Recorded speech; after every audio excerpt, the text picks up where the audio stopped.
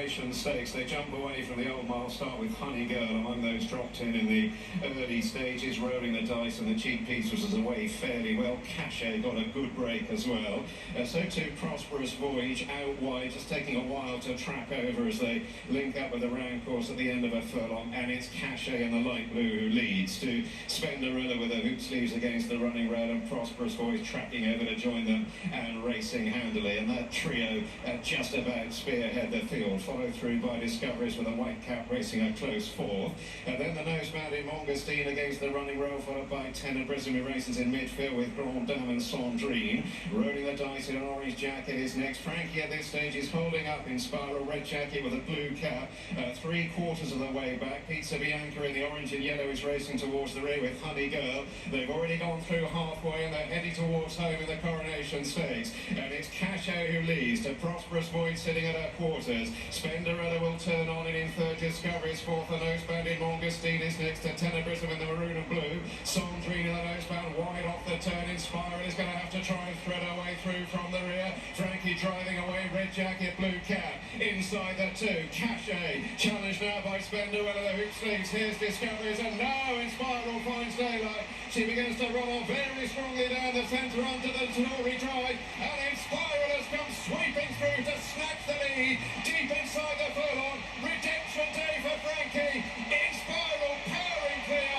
In Spiral, inspired, wins the Coronation Stakes, and Frankie salutes the crowd. It's close for second between Spenderella and Discoveries, with Tenebrism right alongside. Cachet and Pizza Bianca are next. The champion 2-year-old filly starts her 3-year-old season with a devastatingly brilliant win there. The 15-8 favourite has left the rest trailing in her wake, Asheen.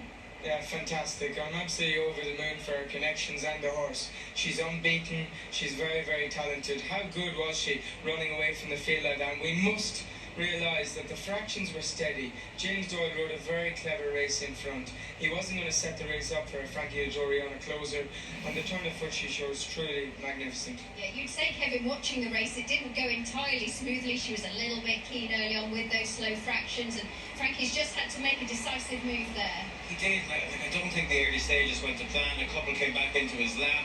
But we know that she can take a good hold, and she did here again, being fresh. But really, this is almost two separate races. Look, you look at the resting behind her, that's the typical finish of a steadily run Group 1, and she's absolutely bolted away from them, despite coming from a poor position. This was the performance of a champion. Yeah, certainly was. Fred, let's have a look from the start. She jumps out of stall 5. What do you make of this? Yeah, I just thought she was a slightly bit ring rusty just to get going. You see Frankie here just pushing her forward a little bit because he wanted to actually sit handier than he was. As it happened, he had to sit out the back. She now takes a bit of a grip simply because he's walking her up, trying to go forward with her, and therefore he's got to settle her again. He's got to get her to spin it out and relax. And it takes him, I'd say, a good furlong and a half, if not 2 furlongs, for her to do so. And then he's to plan B. He's got to ride the race now. James Doyle is in front. Rob Hornby upside him. They're putting the brakes on. Now the race is on here, so swinging for home. Watch where Frankie is. At the moment, he's trying to find top gear and he's going up and down on the spot. But watch him now when he pulls up and gets this splits here. All of a sudden, in Spiral, takes off, finds that 6th gear, and away she goes. Now imagine, Alex, if this filly would have been right on the first Sunday in May, she would have won the Classic, the 1,000 guineas, in my opinion. Well, Asheen, she's made a very good field look fairly ordinary. Yeah, I'm thrilled with the ride as well. At the bottom of the straight, Frankie chose to go back inside. He could have pushed out on the back of David Probert, ended up in the middle of the track. He'd have won anyway, but he trusted his instinct, forgot about what's been happening the last few days, relied on his own opinion and his own instinct, as I say again. And it truly was a very, very clever ride, because that split was always going to open up if he could get back on the back of Shane Foley with Discoveries.